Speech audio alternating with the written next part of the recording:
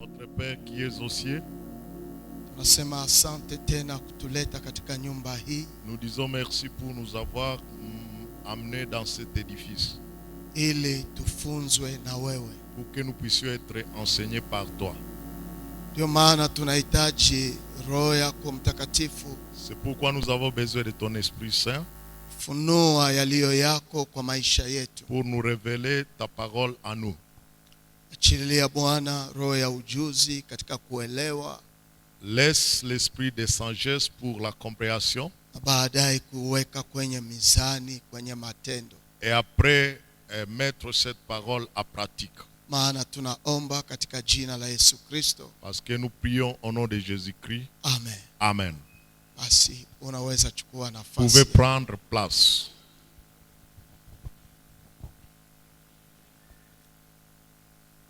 Tukivumilia dakika moja kwa wale ambao wanaingia. Tout en patientant une minute pour ceux-là qui entrent. Nitakusihi uweze kufungua pamoja nami. Je vous prierai d'ouvrir avec moi. Chukua Biblia yako tusome katika Mathayo sura 25. Prenez votre Bible, nous lisons à Matthieu chapitre 25. Mathayo 25. Matthieu chapitre 25. Tutasoma mstari ile ya 14 Nous allons lire le verset 14 hadi ile ya 13. jusqu'au 30e verset. Lakini kwa sababu ya ukomboa muda, Mais pour gagner le temps, tutajaribu kwenda hatua kwa hatua. nous allons tenter aller étape par étape. Na utafahamu katika mafundisho ya leo, Et vous allez comprendre que dans l'enseignement d'aujourd'hui, uwe makini kwa sababu tutaweza kuchunguza mawazo ya Mathayo. soyez attentifs parce que nous allons parler de la pensée de Matthieu. Tutajaribu pia kuangalia mawazo ya Luka 19. Et nous allons tenter aussi de voir la pensée de Luc à Luc 19. Na pia tutajaribu pia kuona mawazo ambayo yanakuwa katika Waefeso sura yake ya 4. Et nous allons essayer de voir la pensée que nous retrouvons dans Éphésiens chapitre 4. Na kwa mwisho tutajaribu kufanya application ndani ya Ufunuo sura 3.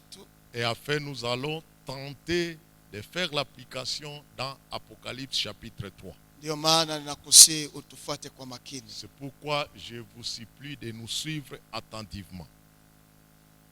Ukiangalia namna gani Mathayo anavyozungumza hapa, Si vous pouvez voir comment Matthieu parle ici, anatoa mfano wa talanta. il donne l'exemple de talent. Lakini ukipekua Biblia yao katika Luka 19 Et si vous voyez dans Luc chapitre 19, na kwa mstari wake ile ya 12 hadi 15, si vous voyez le 12e verset jusqu'au 15e, utaona hapa wanazungumzia juu ya mtu ambaye alitoa fedha yake kwa watu. et si vous allez voir la Bible parler d'un homme qui a donné son argent à ces gens. Kwa Mathayo wanasema alitoa talanta, À Matthieu, on parle qu'il a donné des talents. lakini kwa Luka wanasema alitoa fedha. À Luc, on dit qu'il a donné de l'argent. Lakini kwa Waefeso Paul anapozungumza anazungumza juu ya zawadi. Mais quand Paul parle en Éphésiens, il parle des dons.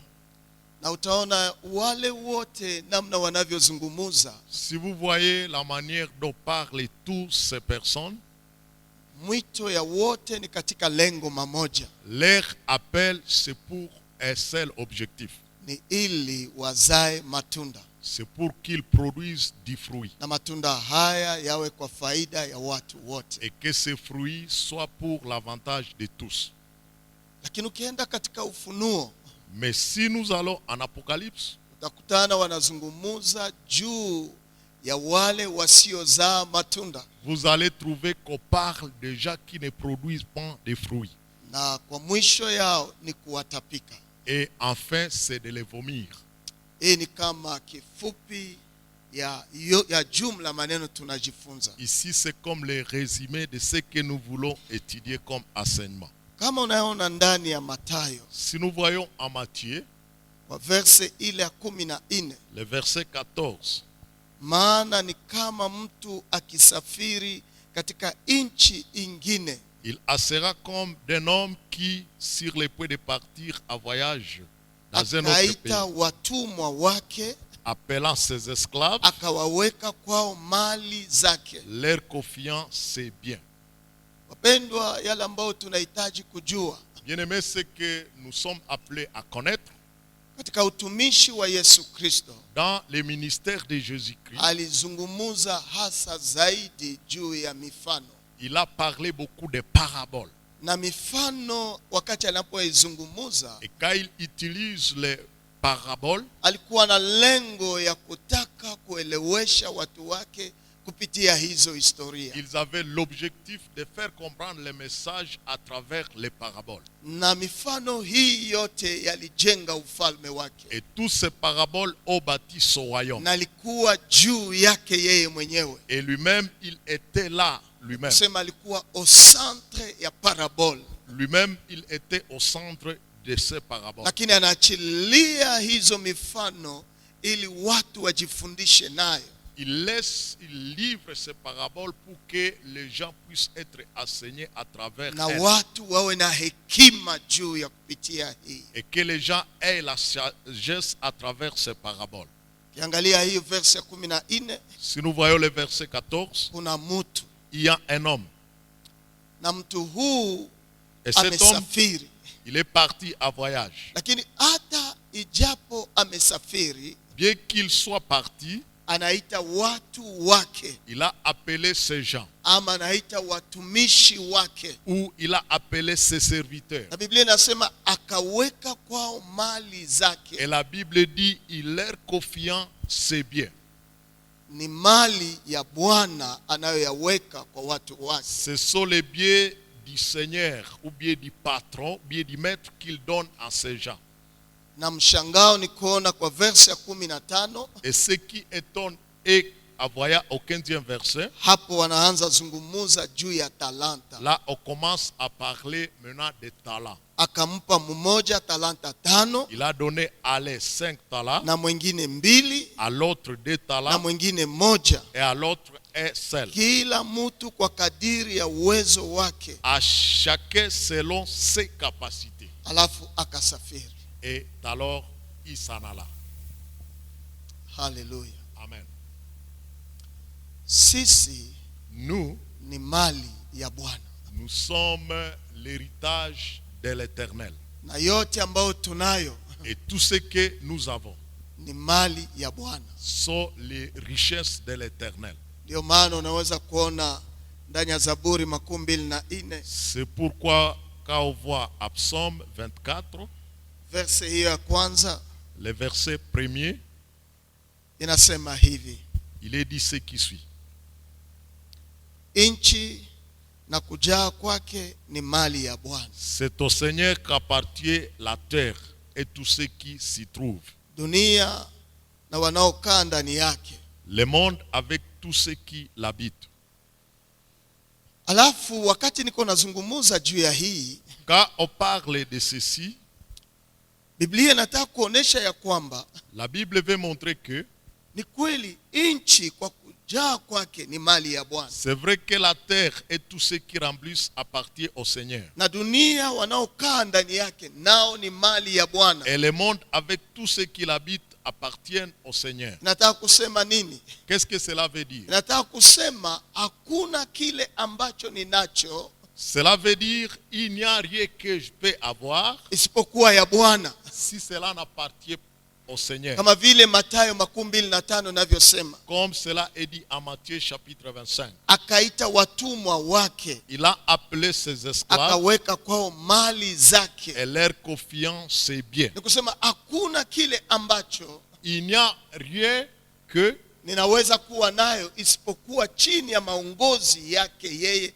ambaye nchi na kujaa kwake ni mali yake. qui sur la puissance ou bien la domination de celui à qui appartient la terre et les cieux. Na kwa kuelewa haya, Et pour comprendre cela, ndio maana unaweza ona ndani ya Waefeso sura 2 c'est pourquoi vous voyez, si vous voyez en Éphésiens chapitre 2, na mstari wake wa 10, le verset 10, Biblia inasema hivi: la Bible dit ce qui suit.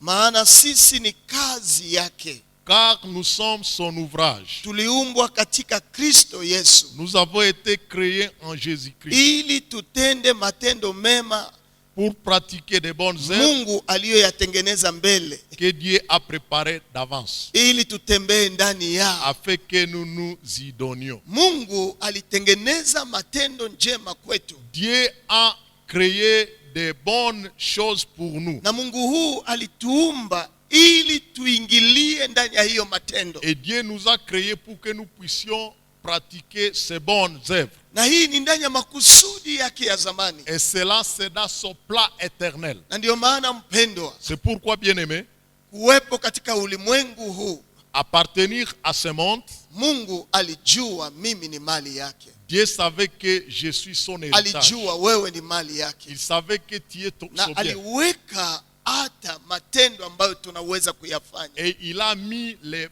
œuvres que nous pouvons pratiquer. Na matendo haya Et ces œuvres-là, tunaitumika kwa ngazi mbalimbali. nous les accomplissons à différents niveaux. Lakini sisi sote tuko ndani ya hiyo sehemu ya ufalme wake. Mais tous, nous sommes dans cette partie de son royaume. Na sisi sote tumeitwa kutenda matendo njema Et tous, nous sommes appelés à pratiquer les ambayo bonnes Mungu œuvres aliandaa zamani, que Dieu a préparées d'avance ili tufikie hatua hii. pour que nous puissions arriver à ce niveau. Ndio maana Mathayo anasema, C'est pourquoi Matthieu dit, akaita watumwa wake, il appelant ses serviteurs akaweka kwao mali zake. et leur confiant ses biens.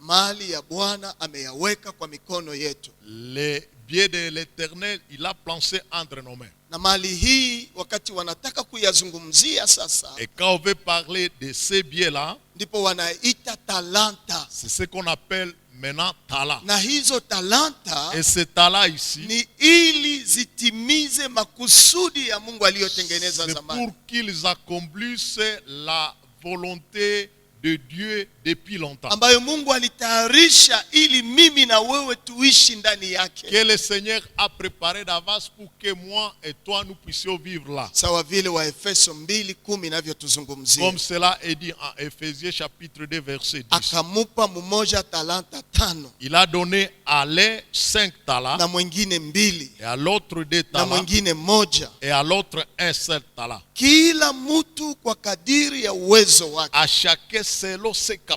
Akasafiri Et il est parti. mbele ya Bwana wetu ambaye aliyetutengeneza tokea zamani, Devant Dieu qui nous a façonnés depuis longtemps, na aliyetengeneza yale ambayo alitaka tuishi ndani yake. et celui qui a façonné ce à quoi il a voulu que nous puissions vivre, Yeye ni mwenye haki, il est juste. maana kila mmoja wetu Parce que chacun de nous, alimupa talanta.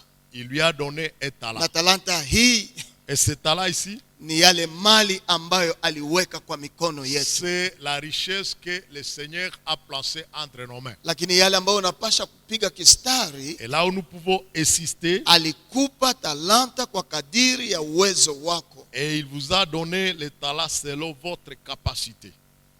Kuna yule ambaye alipata talanta 5, Il y a celui qui a reçu 5 talents, mwingine alipata 2, il y a celui qui a reçu na 2, mwingine alipata il 1, y a celui qui a reçu na 1. alafu akasafiri. Et alors il est parti.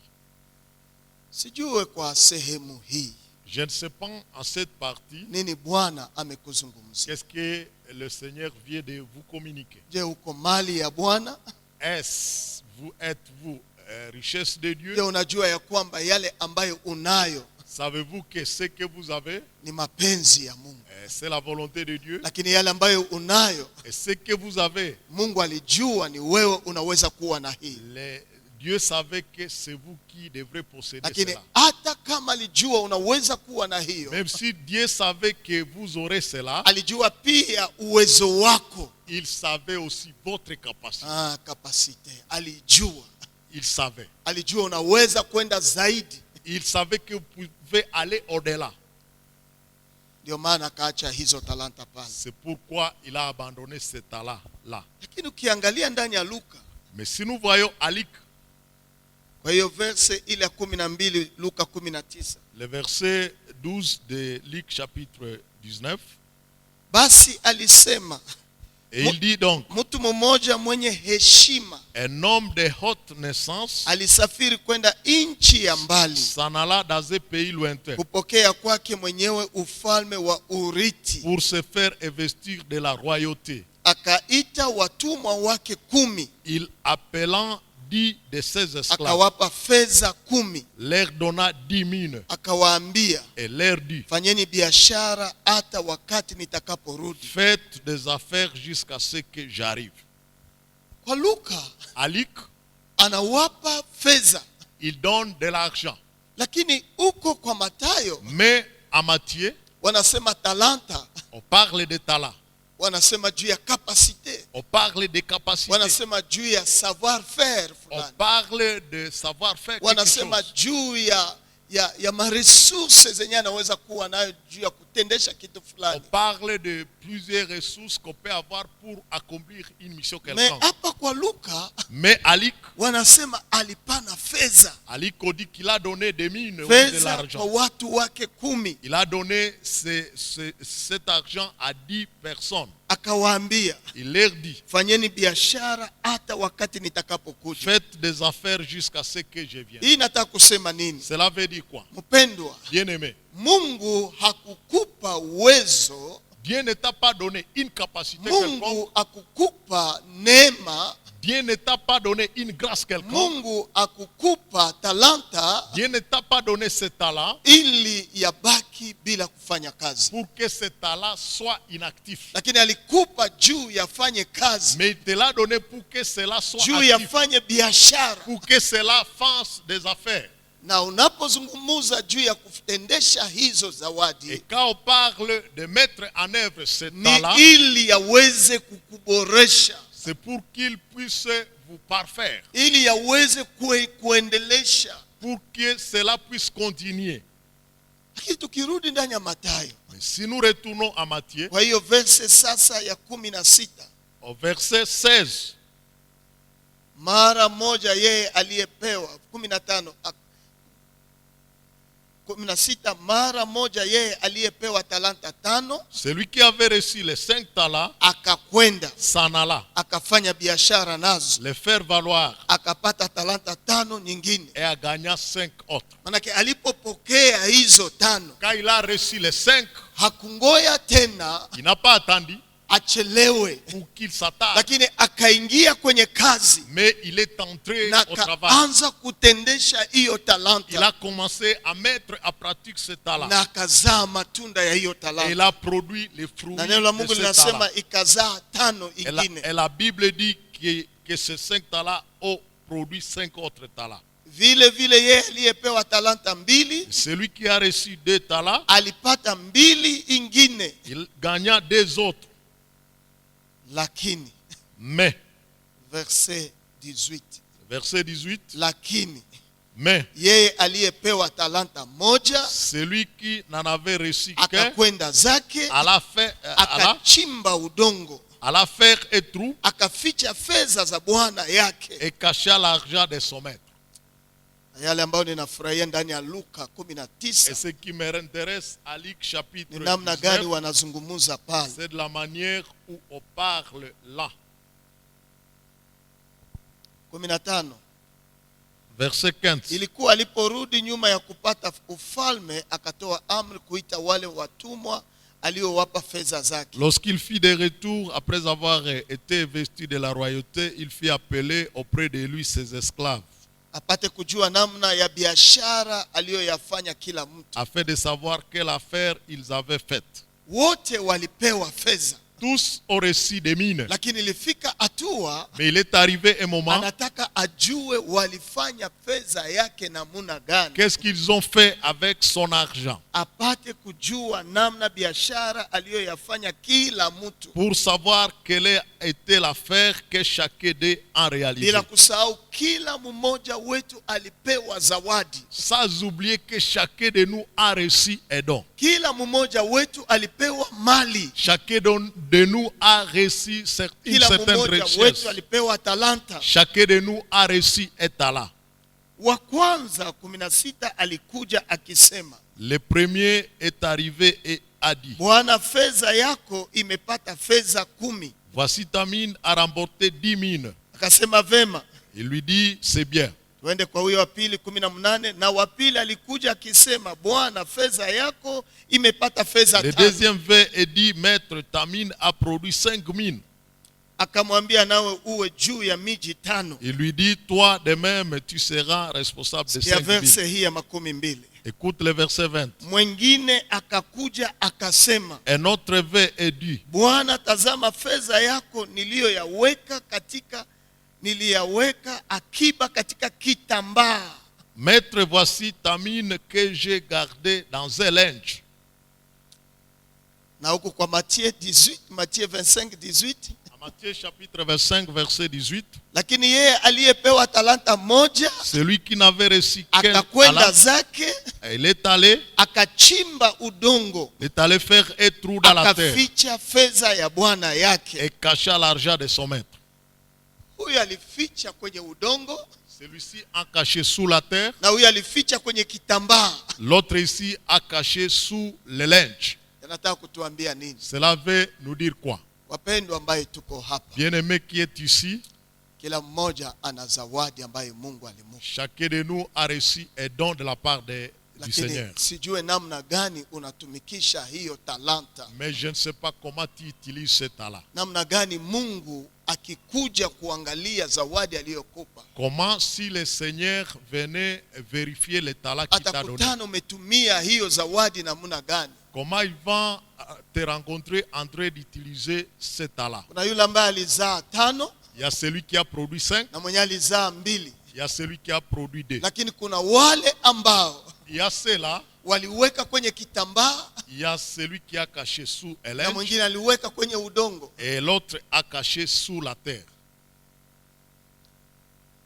Tuko ndani ya kanisa Polyglossa, Nous sommes dans l'église Polyglossa na leo ni siku ya assemblée générale. et aujourd'hui c'est le jour de l'assemblée générale. Kazi ya assemblée générale ni gani? Le travail de l'assemblée générale Ni est lequel? kuchunguza yale ambao tulipewa kama zawadi C'est vérifier ce que nous avons reçu comme don na kama ilifanya nini katika zawadi et hii. qu'est-ce que cela a fait. Na pia ni kupangilia juu ya siku za usoni. Et se planifier pour les jours à venir. Mara nyingine tunafikiri wenye kuwa na talanta ni wachungaji peke yao. Parfois nous pouvons penser que ceux qui ont les talents ce sont seulement les Mara pasteurs. nyingine tunafikiri wenye kuwa na talanta ni madepartement. Parfois nous pouvons penser que ceux qui ont des talents ce sont les Ni départements. wale ambao wanakuwa ndani ya makomite hizo. Ce sont ces gens qui dirigent les différents Mara comités. nyingine tunafikiri ni wazee wa kanisa. Parfois nous pouvons penser que ce sont les anciens. Mara de nyingine l'Église. tunafikiri ni waimbaji. Parfois nous pouvons penser que ce sont les choristes. Hasha. À part. Lakini sisi sote Tous à tuna ça, zawadi ambayo tulipewa. nous avons des dons que nous avons Na reçus. tuna talanta ambayo tunayo. Et nous avons des talents que Lakini nous avons. hizo zawadi tunayo, Mais les dons que nous avons, tunaitumia namna gani? comment utilisons-nous cela? Tumeyaweka Est-ce que nous avons gardé ça kwenye kitambaa, dans les linges? tumeyaweka Avons-nous caché ça kwenye udongo, sous le sol? lakini fahamu ya kwamba Mais écoutez que hizo zawadi unayo, tous ces dons que vous avez, Mungu amekupa juu ya faida ya mwili wake, Dieu vous les a accordés pour l'intérêt de son corps, ili mwili wake ipate kujengwa. pour que le corps soit édifié. Na kuna siku ambapo Et il y a un jour, yatashimama sawa vile siku ya leo. cela va tenir comme aujourd'hui. Leo mnaweza kufanya evaluation juu ya utumishi wetu, Aujourd'hui, vous pouvez faire l'évaluation de notre ministère na pia mnaweza fanya evaluation juu ya madepartement et zetu. vous pouvez faire l'évaluation de nos départements. Lakini zawadi ambayo na wewe uko nayo, Mais les dons que vous avez, je, unaitumia? Est-ce que vous utilisez ama na cela? wewe umeyaweka tu? Ou bien vous avez gardé cela? Hapana. Non. Mungu ametuita kila mmoja kwa sehemu yake. Dieu a appelé chacun pour sa part. Ndio maana nilisema ndani ya Waefeso. C'est pourquoi j'ai dit en Éphésiens, Efeso sura yake ile ya 4, Éphésiens chapitre 4, kama tunaweza kuyasoma. si nous pouvons lire cela, Biblia inasema hivi. la Bible dit ce qui suit. Ndani ya Waefeso sura 4 verse ya 12. Éphésiens chapitre 4, verset 12. Cha nianze 11. On peut commencer le 11e verset. Naye alitoa wengine kuwa mitume, Celui qui a donné les uns comme na apôtres, wengine kuwa manabii, d'autres comme prophètes, na wengine kuwa wahubiri wa habari njema, d'autres comme annonciateurs de la bonne na nouvelle, wengine kuwa wachungaji na walimu, d'autres comme bergers et maîtres, kwa kusudi la kukamilisha watakatifu, afin de former les saints kwa kazi ya utumishi, hata mwili wa Kristo pour l'œuvre du ministère, ujengwe, pour la construction du corps hata du Christ, sisi sote tufikie jusqu'à ce que nous soyons umoja tous wa parvenus imani à l'unité de na la foi kujua sana mwana wa et de Mungu, la connaissance du Fils de Dieu, hata kuwa mtu mzima, à l'état de l'homme hata adulte, kufika kipimo cha urefu à la mesure de la na stature parfaite utimilifu wa de Kristo, Christ, hata tusiwe tena watoto pour que nous ne soyons pas comme des enfants, tukitupwa huku na huku ballottés par na les flots ci kuchukuliwa et kwa là, kila upepo na elimu, entraînés à tout vent d'enseignement, kwa hila ya watu par la ruse na kwa ujanja et les manœuvres na udanganyifu mbaya. des gens. Kila mmoja alipewa. Chacun de nous a reçu. Una talanta yako. Vous avez votre talent. Saa ingine tukizungumza juu ya mitume, Peut-être si nous pouvons parler des apôtres, nabii, prophètes, mhubiri wa habari njema, celui qui annonce l'évangile, juu ya wachungaji les bergers na walimu, et les maîtres, saa ingine tunaipeleka tu muulimwengu wa kiroho, nous pouvons amener cela surtout dans le monde spirituel. lakini yanaweza kutugusa katika hatua mbalimbali. Mais cela peut nous toucher à différentes dimensions. Ninakumbuka, kama kuna wewe unaweza kumbuka, Je me souviens, et si vous pouvez vous rappeler, kuna mwalimu tuliyetoa Kinshasa siku moja alifika il y hapa, a un enseignant que nous avons amené de Kinshasa, il est arrivé anayeitwa ce jour. Kolatima Kolanzima. Lui, il se nomme comme le Kolatima pasteur Kolanzima. venait de le dire. Alikuwa hubiri hapa, Il est venu prêcher na ici. kitabu yake iko ndani ya ofisi hapa. Ayant son livre dans mon cabinet, Alizungumza juu ya hizo zawadi 5. il a parlé de ces 5 ministères. Alisema juu ya mitume Il a parlé des ni apôtres. watu ambao wana zawadi ya kuanzisha mambo, Ce sont les gens qui ont les dons d'initier les choses. wanaweza fanya kwenda anza mission. Ils peuvent commencer une mission. Hii ni kwa ngambo ya kiroho, Ici, c'est sur les plans spirituels. lakini pia kwa ngambo ya leadership Mais dans le domaine de na leadership ndani ya makapasite ambayo tunayo, et dans les capacités que nous kuna avons, wale watu wako katikati il yenu y a les gens qui sont parmi vous, ambao wanaweza kuwa wenye kuanzisha miradi qui fulani peuvent être des initiateurs des projets. na wana vision kubwa. Et ils ont une grande Maana vision. mtume ni mtu ambaye hana woga Parce qu'un apôtre, c'est quelqu'un qui n'a pas de na crainte. anapita mahali ambapo mimi siwezi Il kupita, peut penser là où l'homme de Dieu ne peut pas lakini passer. ni zawadi ama ni talanta aliyoyapewa. Mais c'est un talent qu'il a reçu. Nilipotoka safari Kinshasa juzi hapa, Quand je suis revenu de mon voyage de Kinshasa, nimekutana escalier wamejenga. j'ai trouvé qu'on a déjà construit des escaliers là-bas. Haiko mimi ndio nilisema mjenge pale Ce n'est pas escalier, le leader qui a dit de nimekutana construire wamefanya kalupango pale. Je suis arrivé quand on venait de Ninazunguka diriger ici. ninaona une petite hata enclave. wanajenga fasi ya kufuia vitu ya kuosha Il a vitu, circulé, il a vu qu'on a déjà mis quelque chose où na on peut alafu nettoyer les unakutana choses. yule mtu anaangalia kazi ambayo anafanya, Et vous voyez celui qui a initié cela, Huyu il ni est en train de mtume. contrôler. Celui-là, c'est un apôtre. anatumia zawadi ambayo anakuwa nayo Il utilise les dons qu'il a kwa faida yetu sisi sote. pour le bien de nous tous. Nini Mungu alikupa ndani ya polyglossa? Qu'est-ce que Dieu t'a donné dans l'église polyglosse?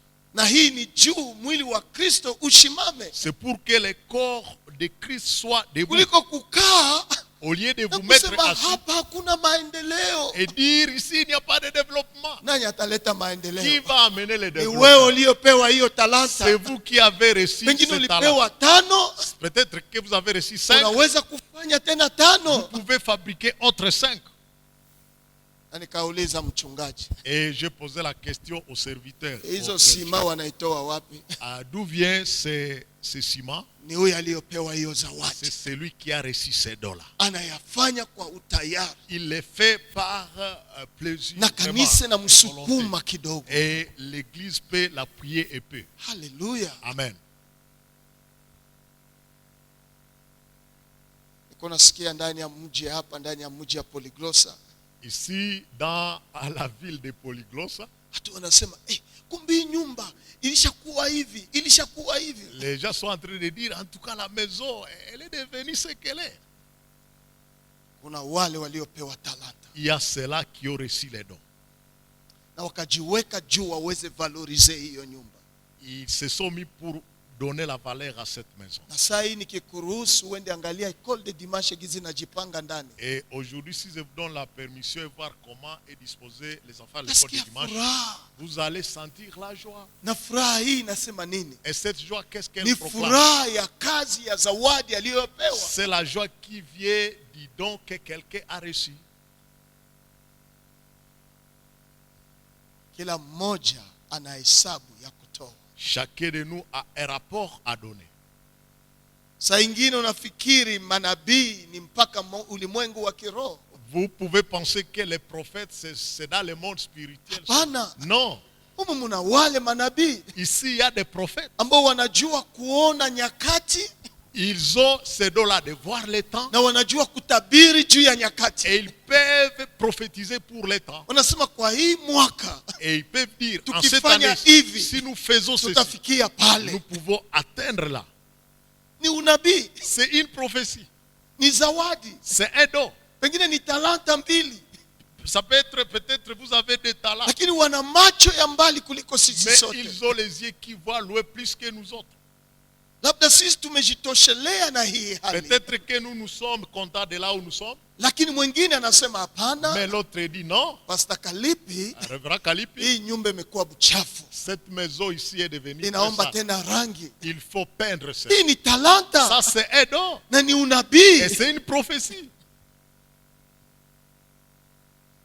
lakini unaiweka tu, Et vous faites poser ça, gardez ça. unayaweka Et tu. vous gardez ça. Hapana, Non. Biblia inasema kwa hiyo Mathayo 25 La Bible dit en Matthieu chapitre 25, verset 29, au verset 29, aliyepewa ndogo ataongezewa tena zaidi. celui qui a reçu peu, on va lui ajouter beaucoup. Aliyepewa nyingi wanaweza muongezea tena nyingi. Celui qui a reçu beaucoup, on peut lui ajouter encore plusieurs. Maana yake ni kusema Cela signifie que tunapotumikisha zawadi zetu, quand nous mettons en œuvre nos dons, Mungu anaweza tena kuongeza zawadi zingine. Dieu peut ajouter encore d'autres dons. Anaweza ongeza ujuzi Il peut augmenter, ajouter la connaissance ambayo wengine hawana. que les autres n'en ont pas. Anaweza kuongezea maarifa Il peut vous donner des découvertes namna wengine hawawezi kuona. comme les autres ne peuvent pas découvrir cela. Juu ulipewa na ukatumikisha Parce que vous avez reçu et vous avez mis à na pratique. ukaichia kwa faida, Et cela vous avez mis pour l'intérêt. lakini si kuongeza tu. Mais ce n'est pas seulement Mungu anaweza ajouter. pia kuondoa, Le Seigneur aussi, il peut tirer cela. kwa sababu soutirer yale cela. ambayo alikupa Parce que ce qu'il t'a donné, haifanye kazi kwa faida yake. cela ne fait pas l'œuvre pour son intérêt. Anaweza kuyachukua Il peut prendre ça ili aipatie anayoyafanyisha kazi. pour qu'il donne ça à quelqu'un qui le met à pratique. Haleluya. Amen. Kuna ujuzi ambao niliona hapa. Il y a une sagesse que j'ai vue de l'autre côté. Kama naenda mahali ambapo wamehamishia fasi ya kuosha vitu, Et si vous allez dans l'endroit où on a déplacé pour laver les assiettes, wamejenga na kive ya kufulia ndani. on a construit une sorte de cuve où on peut laver.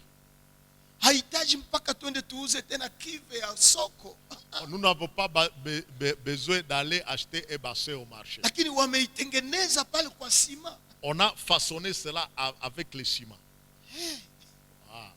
Ni ongezo kwa yale ambayo unafanyisha. C'est l'ajout de ce que vous mettez à pratique.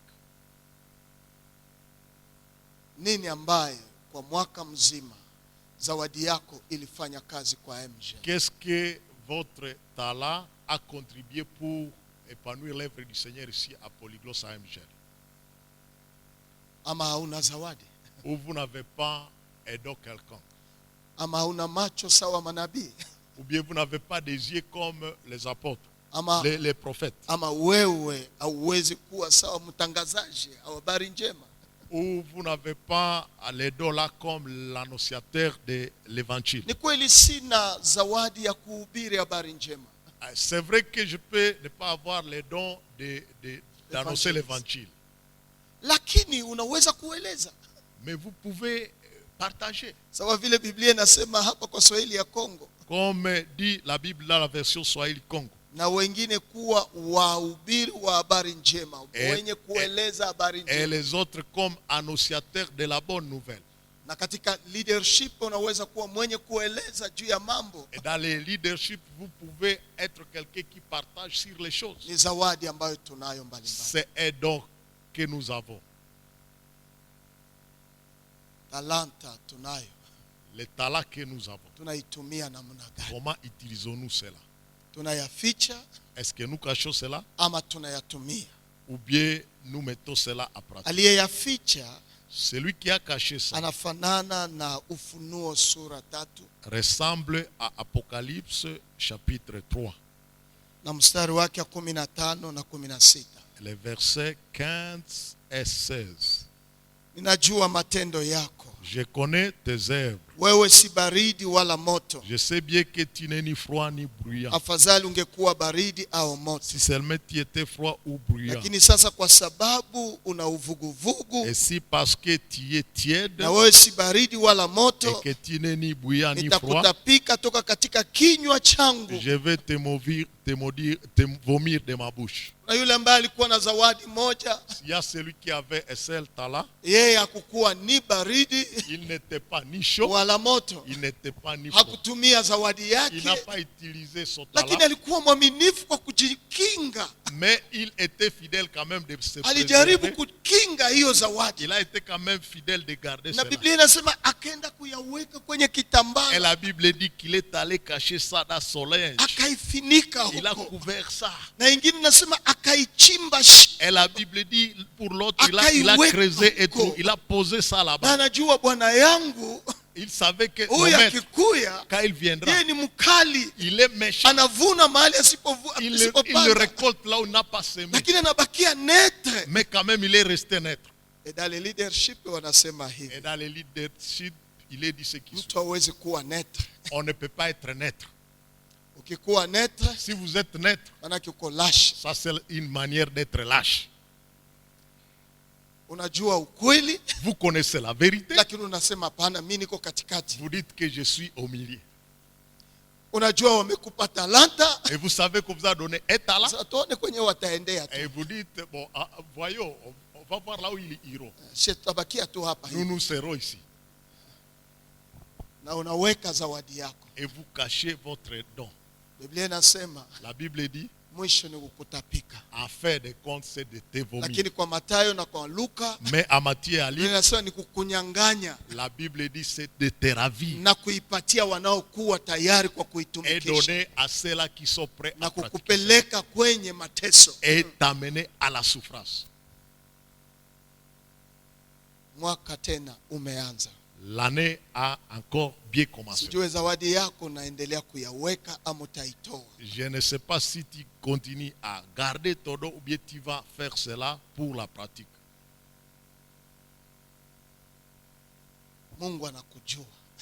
Le Seigneur, Dieu te connaît. Il connaît la bonté qu'il a enfouie à toi. Faites disparaître la crainte et mettre à pratique ce que Dieu a enfouie à toi. Et commence à utiliser ça.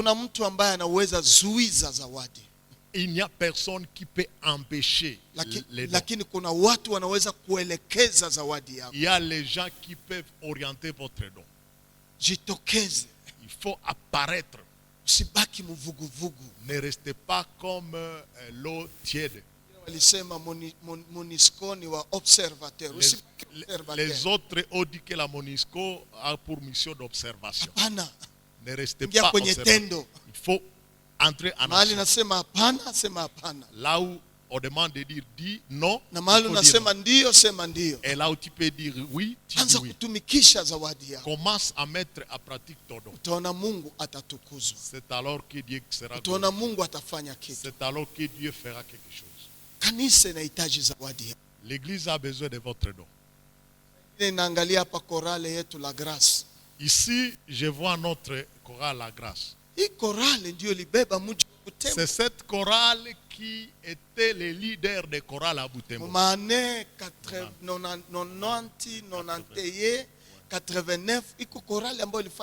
Dans ces années-là, c'est la chorale, l'unique chorale qui faisait l'œuvre. C'est la première chorale qui avait l'instrument synthétiseur ici à Butembo. Dans la ville de Butembo. Je me rappelais l'église Kalimbute, les amis de Kalimbute venaient solliciter ça pour aller dans les studios. Je me rappelle Full Gospel venait solliciter cet instrument pour faire des conversations. Et cette chorale, c'est la première chorale de recevoir les tam-tam drum ici. C'est l'église ici qui a été la première à recevoir les drums. Et il se rappelle. Cette chorale La Grâce. Ça c'est à Kiluba.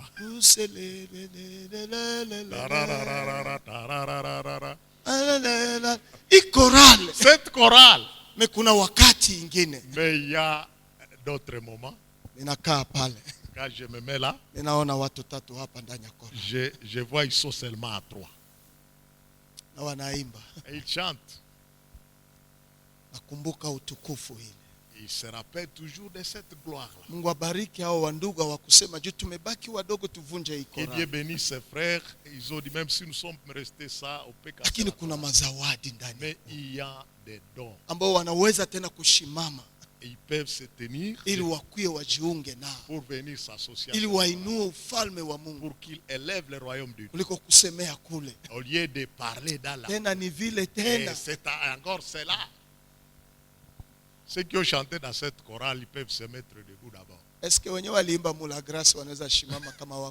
je suis parmi.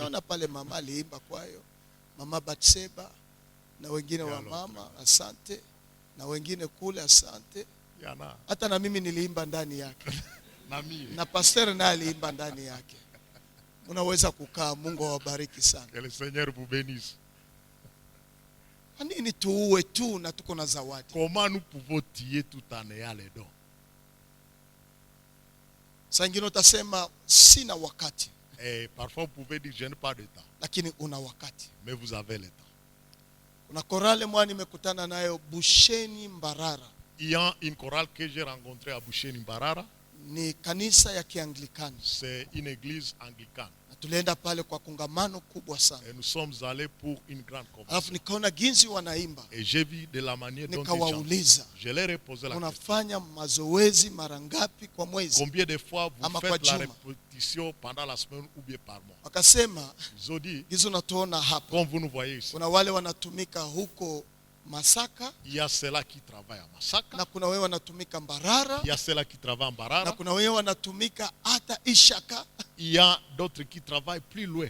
Lakini mais tunajitahidi. Mais nous nous efforçons. Siku ya sita, le 6e jour, ni siku moja ambayo hatufanyi kazi. C'est le jour où nous ne travaillons pas. Alafu kwa sababu tuna semaine anglaise. Parce qu'ils ont une semaine anglaise. Tunajikaza kwa saa 2 ya usiku. Il s'efforce à 20h. Kila mmoja anajitahidi kwenye alikuwa. Chacun se donne là où il est. Tunakuja fanya kesha ya matayarisho ya wimbo tutakayoimba. Et nous venons faire la veillée pour les cantiques que nous allons chanter. Na tukiimba Jumapili, et quand nous chantons le dimanche, watu wanafikiri kwa juma mzima tuliandaa. Et les gens peuvent penser que toute la semaine nous avons.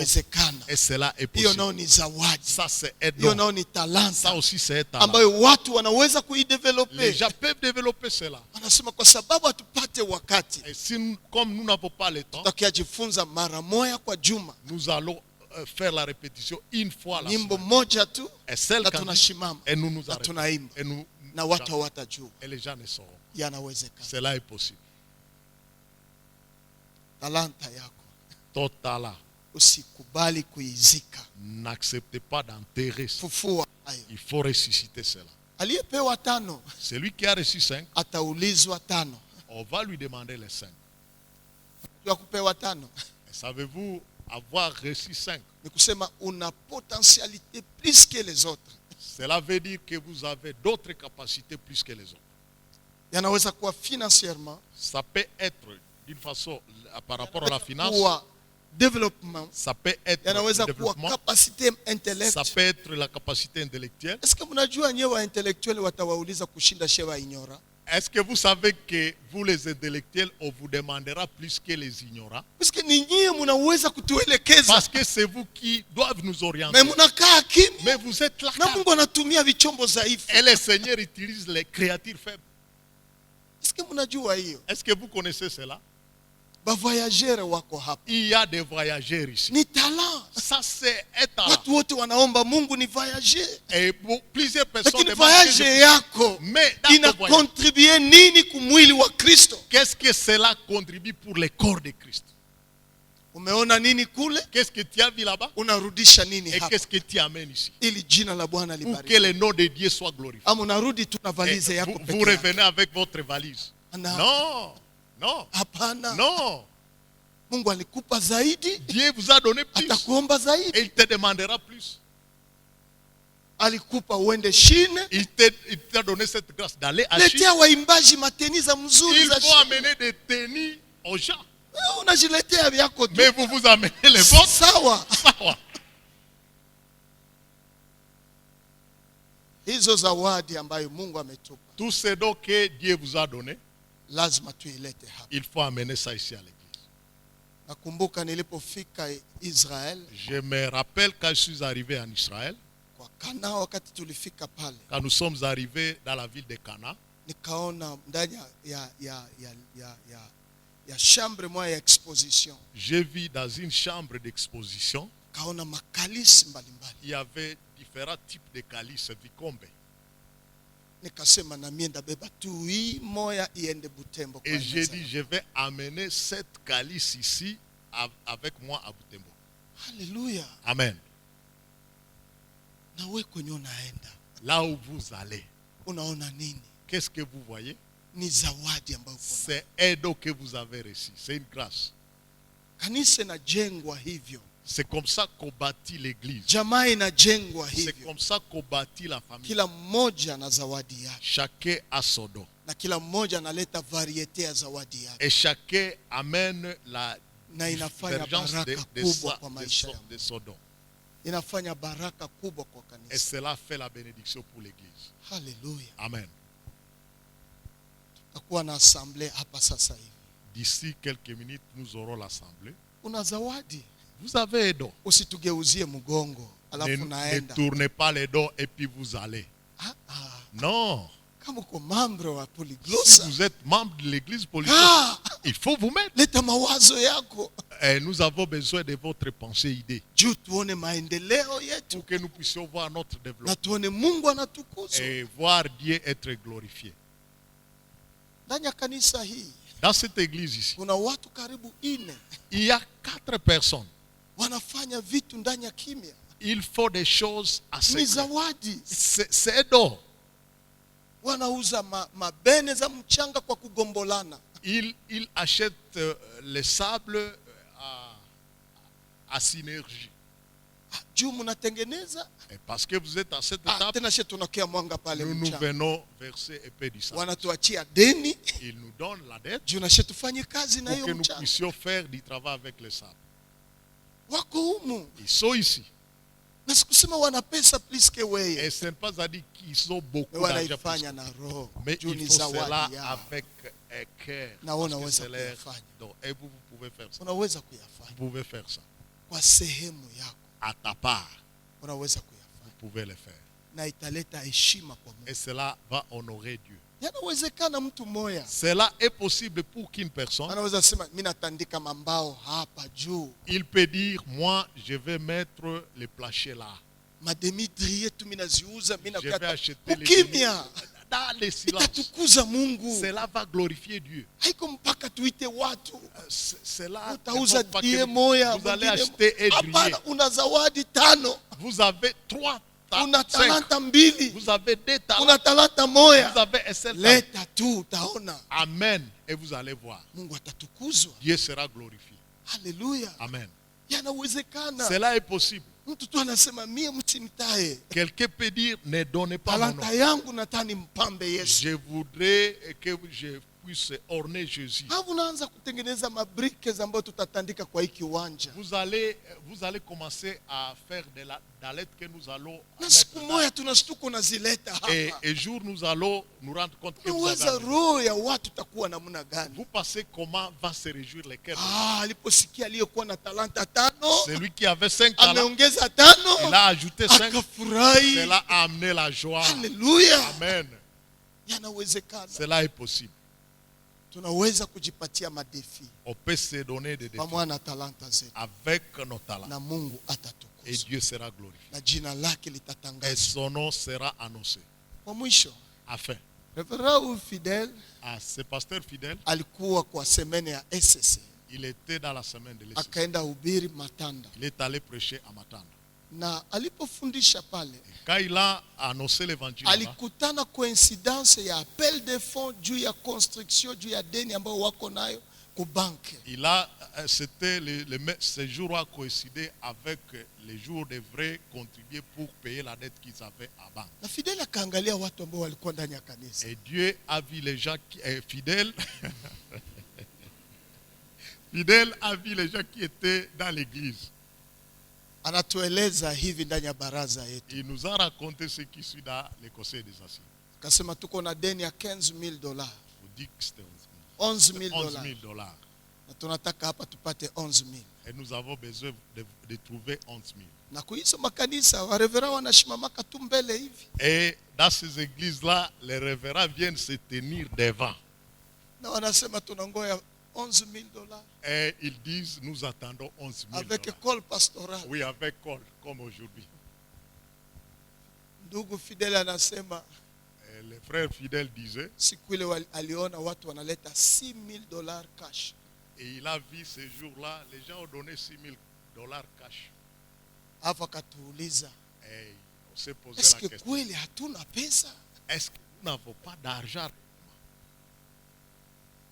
Na leo tutashonga tunawaomba $2,000 ya construction. $2,000 francs. 2,000 francs ya construction. 2,000 francs.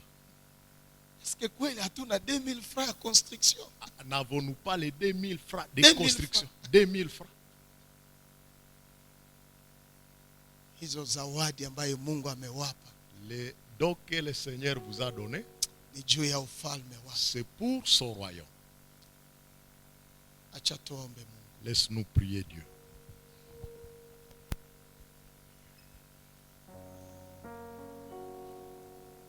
Mungu Baba yetu ya mbinguni,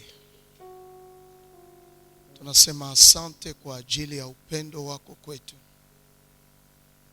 Na upendo huu yanatupa zawadi ya ufalme wako, ili tuitendeshe kwa uzuri wako.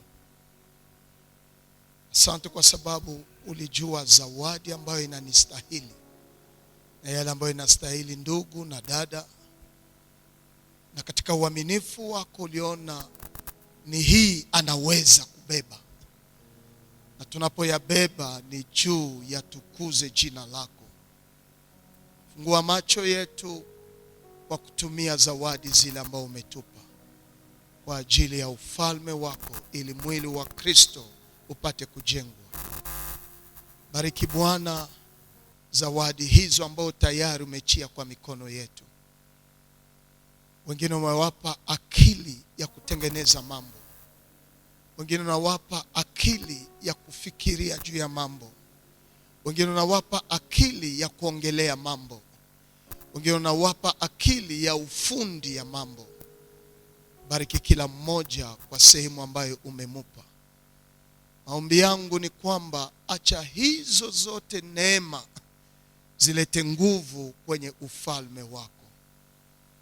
Na umetuweka kwenye ufalme wako kwa polyglossa. Wache polyglossa ikomae na watu wajue wewe ni Mungu pamoja nasi. Tunakushukuru juu ya zawadi hizo mbalimbali ambao zinatembea ndani ya kanisa hii. Tunakushukuru juu ya uaminifu ya wale wanaokuwa na zawadi mbalimbali ambao wanaitumikisha kwa faida ya kanisa hili pia. Tunakushukuru Mungu kwa baraka zile ambazo kwa mwaka mzima kanisa Polyglossa imeyaona kupitia zawadi ya zile ambao zinatenda kazi. Na Baba, tunaombea wale ambao wamelalisha zawadi yao. Mungu, usikubali kuwatapika katika uvuguvugu wao, lakini wache Bwana wakati hatua kwa mwaka huu wa kutumikia katika haki kwa zawadi hizo. Maana tunaomba katika jina la Yesu Kristo. Amen.